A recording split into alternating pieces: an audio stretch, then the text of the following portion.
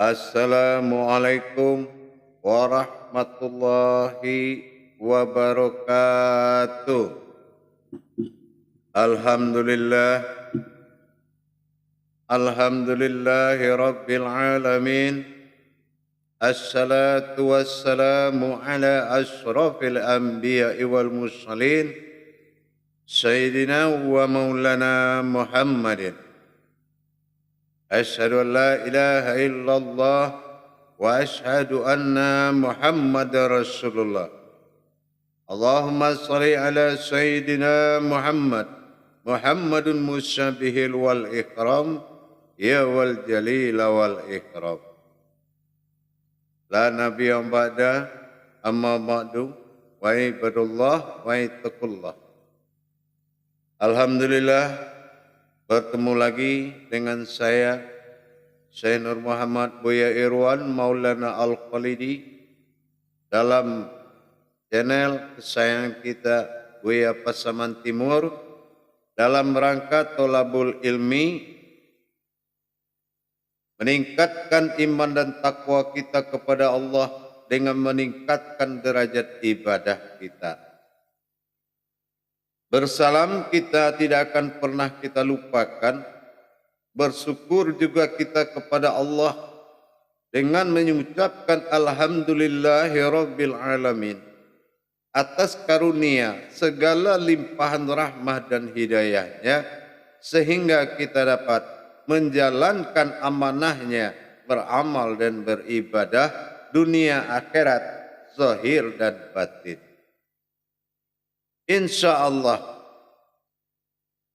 bersalam kita tidak akan pernah kita lupakan. Marilah sama-sama kita panjatkan kepada junjungan kita, Nabi Allah, Nabiul Akhirul Zaman, Rasulullah Muhammad Sallallahu Alaihi Wasallam. Atasnya kalimahnya dengan kita kalamkan, Allahumma salli ala Sayyidina Muhammad wa ala alihi Sayyidina Muhammad. Para jemaah sekalian, para hadirin, para sahabat dan kerabatku, kaum muslimin dan muslimat rahimakumullah. InsyaAllah pada pertemuan ini, dalam waktu dan kesempatan yang dimuliakan oleh Allah ini, kita akan meneruskan, yaitu ibadah kita, pelajaran kita dalam rangka meningkatkan ibadah kita, derajat-derajat ibadah kita kepada Allah, yang mana tayangan sebelum ini saya sudah pernah menyampaikan tentang zikir syariat. Nah, pada kesempatan ini insya Allah saya akan membuka dan membagi wawasan tentang zikir kelanjutannya, yaitu zikir hakikat. Nah, alhamdulillah, kita akan selalu meningkatkan kualitas ibadah kita tentunya dengan meningkatkan ilmunya, bukan memperbanyak amalan, tapi meningkatkan ilmunya. Lihat hakikatnya, bukan lihat jumlahnya. Inilah kuncinya ibadah. Lihat kodrat yang dizikirkan dan lihat juga kodrat yang menzikirkan. Itulah ibadah. Insya Allah di tayangan ini saya akan melanjutkan tahap kedua, yaitu tentang zikir hakikat. Para jemaah sekalian, para hadirin kaum muslimin dan muslimat rahimakumullah, dimanapun berada hamba Allah yang dimuliakan Allah.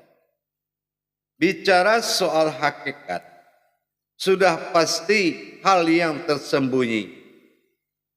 Kalau kita bicara soal hakikat, hakikat itu adalah kodrat daripada sebuah syariat.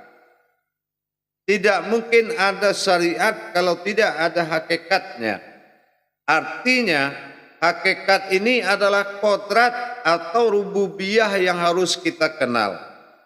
Nah, jadi kalau kita mengenal hakikatnya daripada syariat ini, maka kita sudah sampai kepada tahapan kedua, yaitu sudah melewati masa syariat.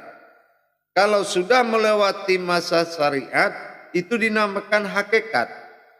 Nah, jadi zikir yang dikatakan zikir hakikat itu dikenal dalam ejaan tasawuf atau dikatakan dalam zikir tasawuf tauhid, itu dinamakan zikir Allah.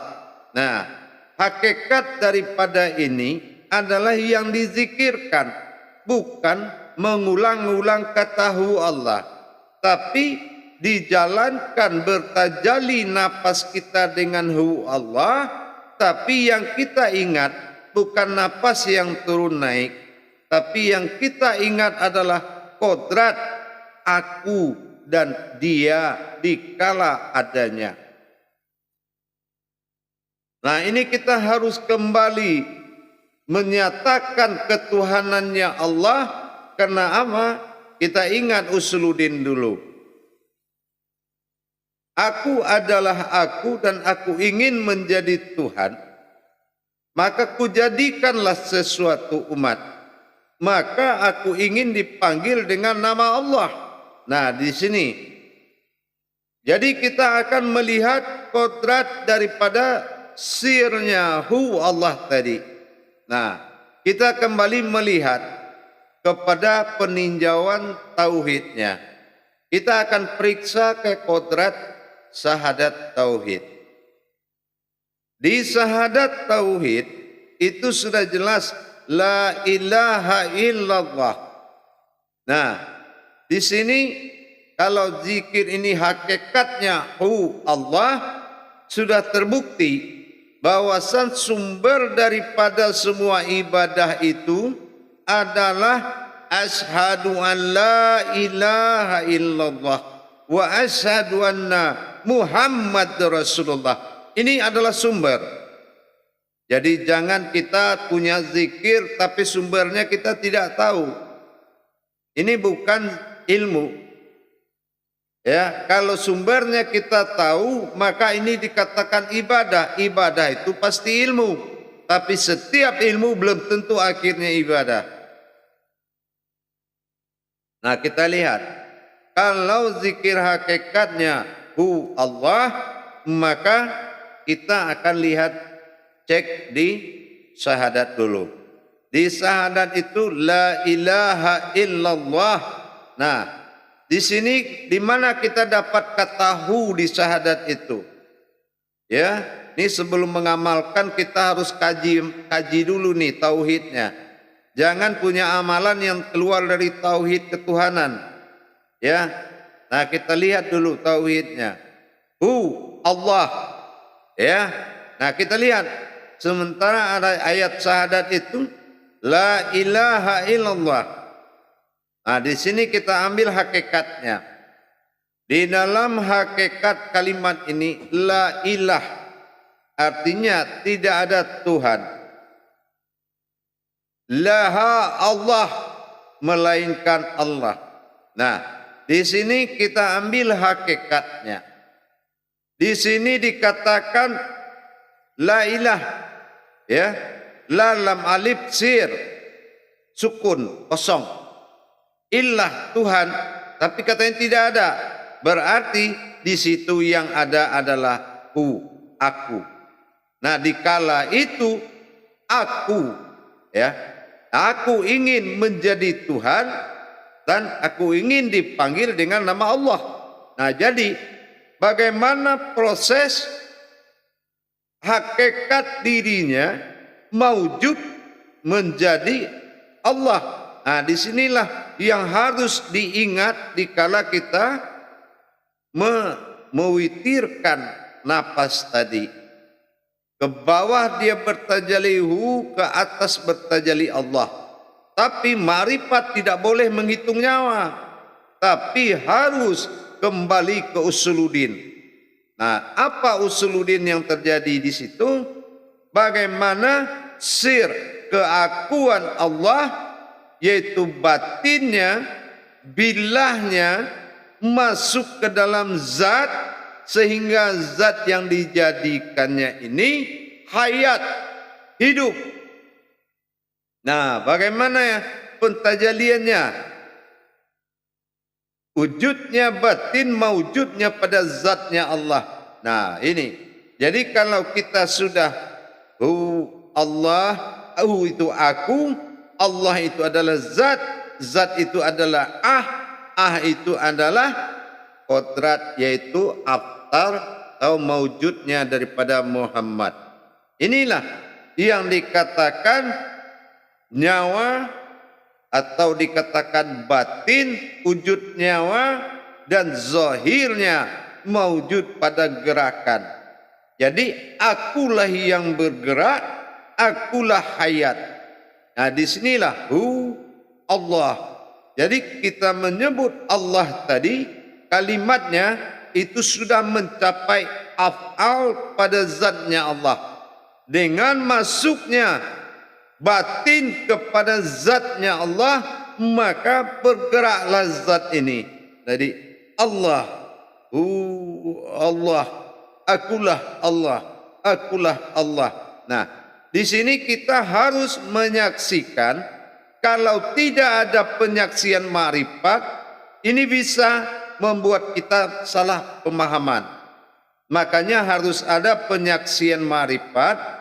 Bagaimana batin di nyawa kita ini, batin Allah yang mewujud menjadi nyawa kita, mewujud dan bersifat pada zatnya, itulah awalnya dikatakan zat kunah, yaitu diri yang rahasia yang dijadikan. Inilah zat kunahnya Allah.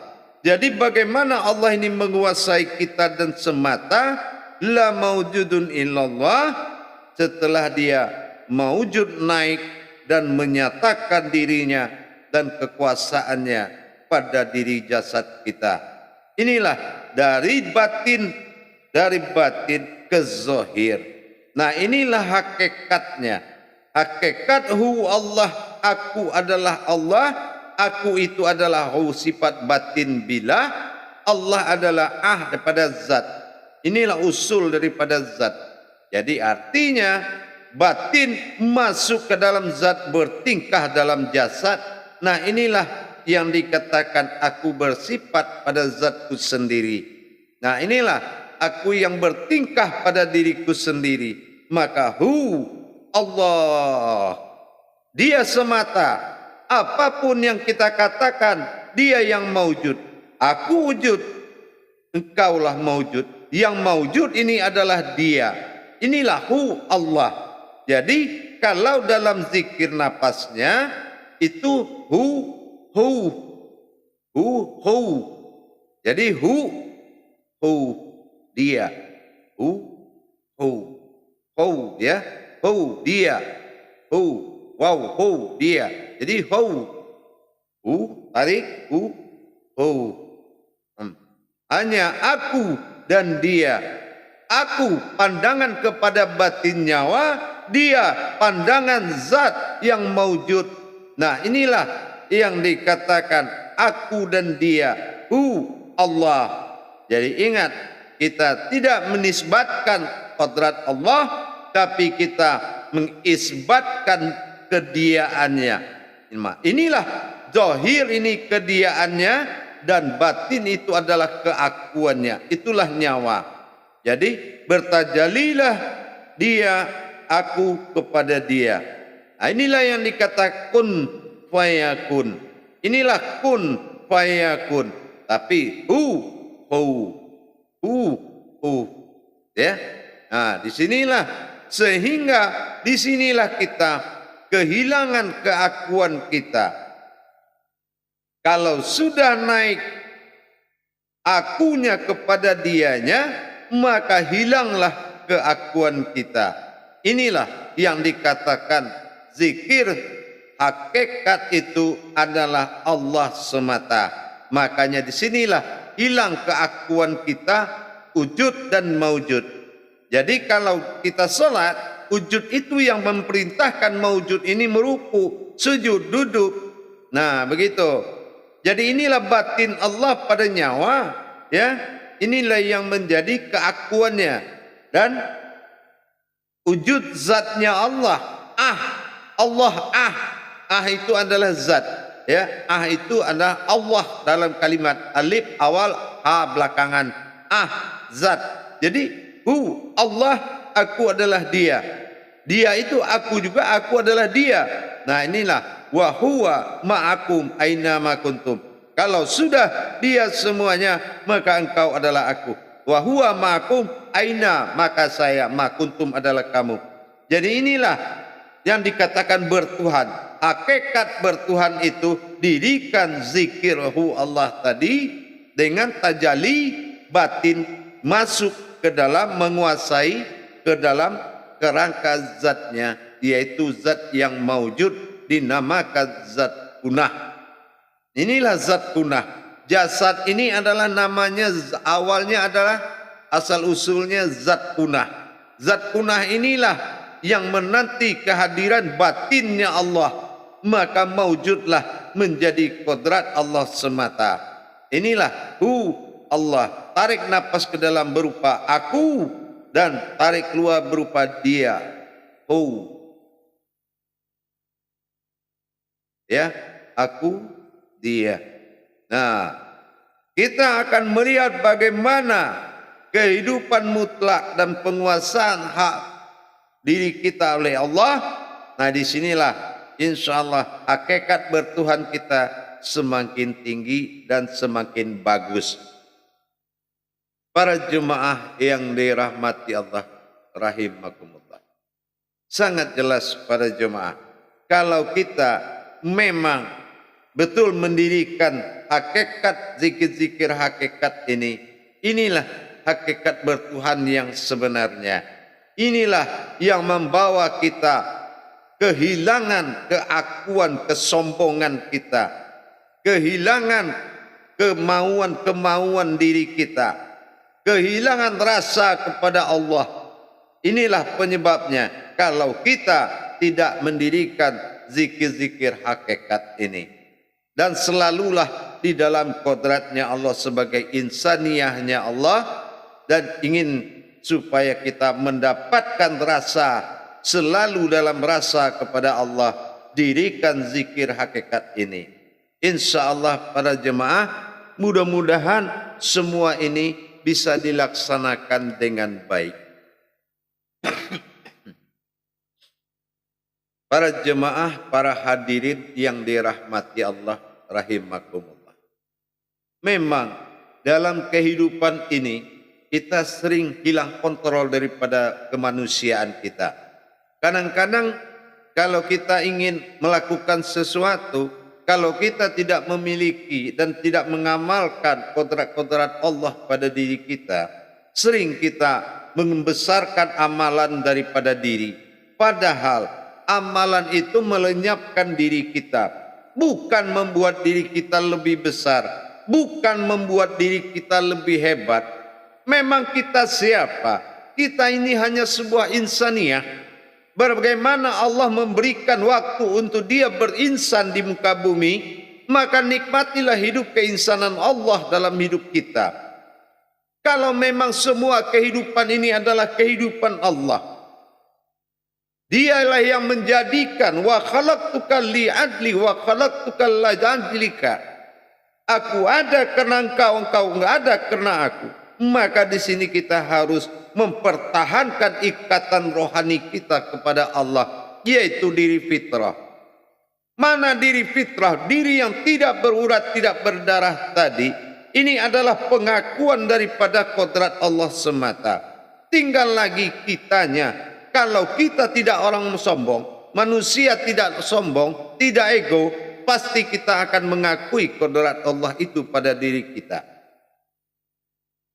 Dalam rangka meningkatkan ibadah ini, dirikanlah zikir-zikir hakikat ini. Insya Allah kita selalu denyut nadi kita, darah yang mengalir dalam diri kita itu laksana marwah Allah Subhanahu wa Ta'ala. Batin yang bekerja laksana keramatullah yang bergejolak, dan jiwa kita laksana amanah Allah yang bersifat. Insya Allah, mari kita tingkatkan kualitas ibadah kita. Nanti insya Allah kita akan memasuki zikir tarekat. Insya Allah supaya 4 makom ini syariat hakikat tarikat marifat menjadi pegangan zikir kita sebagai maujudullah semata, la maujudun illallah. Ingat para jemaah sekalian, kita hanya tumpangan, bukan kodrat yang diciptakan. Barakallahu ya karim. Assalamualaikum warahmatullahi wabarakatuh.